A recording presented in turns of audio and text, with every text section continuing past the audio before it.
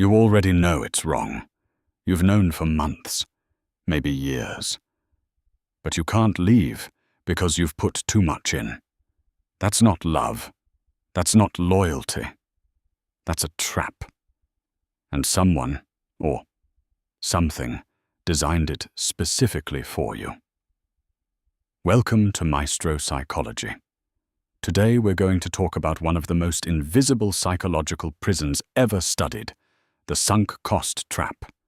And I promise you, by the end of this you're going to see your own life very differently. Let me start with a simple question.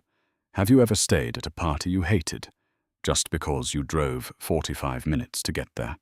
The ride was already taken. The time was already gone. But you stayed, miserable, for 2 more hours. That's a tiny version of the same force keeping people in 10-year relationships they've outgrown. The same force keeping employees at jobs that are slowly hollowing them out. The same force that has cost governments billions and cost ordinary people their entire lives. Here's the core truth. A sunk cost is any investment. Time, money, emotion, energy, that you cannot get back. It is gone. Permanently. Whether you stay or leave, that cost does not change. It doesn't return. It doesn't matter. Economically. Rationally. It is irrelevant to your next decision. But your brain doesn't work that way. Daniel Kahneman, Nobel Prize winner, psychologist, spent decades proving that humans are not rational decision-makers. We're loss-averse. Losing something hurts approximately twice as much as gaining the same thing feels good. That asymmetry is everything. When you think about leaving that relationship, your brain doesn't calculate the future. It calculates the loss. 5 years, the vacations, the inside jokes, the version of yourself that believed in it. Walking away means admitting all of that was a mistake, and that pain, it's unbearable. So your brain protects you from that pain. It tells you, maybe it'll get better. We've been through so much. I can't throw away 5 years. And here's what's sinister. Those thoughts feel like wisdom. They feel like commitment. They feel like maturity. They're not. They're a cognitive trap. Behavioral economist Hal Arkes ran a fascinating study. He gave participants tickets to 2 ski trips. One they paid full price for, one they paid less for. The trips overlapped. They could only go to one. Most people chose the expensive trip, even when they admitted the cheaper one sounded better. They chose the worse experience, because it cost more. Not because it was better. Because the pain of wasting that money was louder than any logical calculation.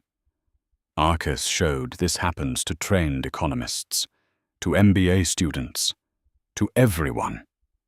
You are not immune to this. None of us are. Now, here's where it gets darker. Because the sunk cost fallacy isn't just something that happens to you accidentally.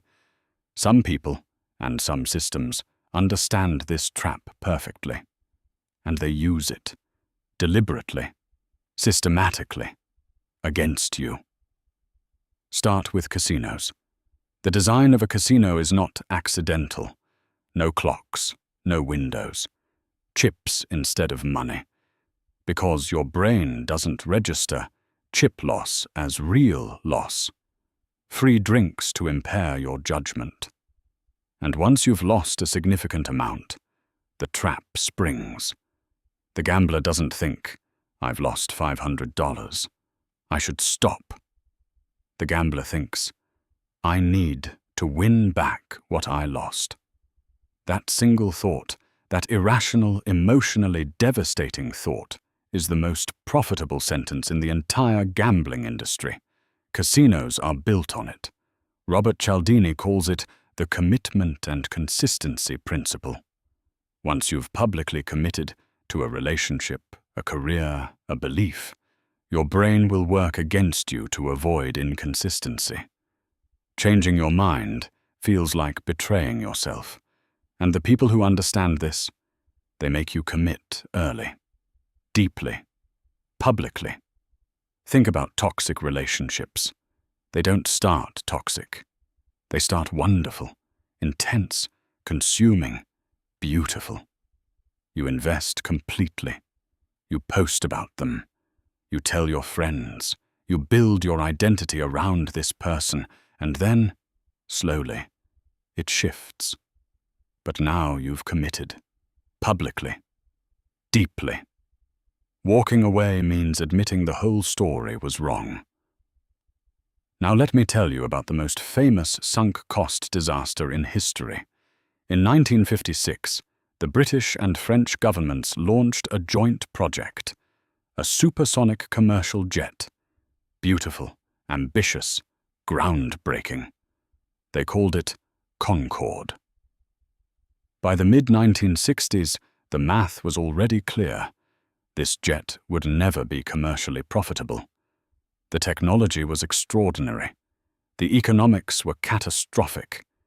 Independent analysts said, "Stop." The engineers knew. The accountants knew. But the governments had already spent billions, publicly. So they kept going.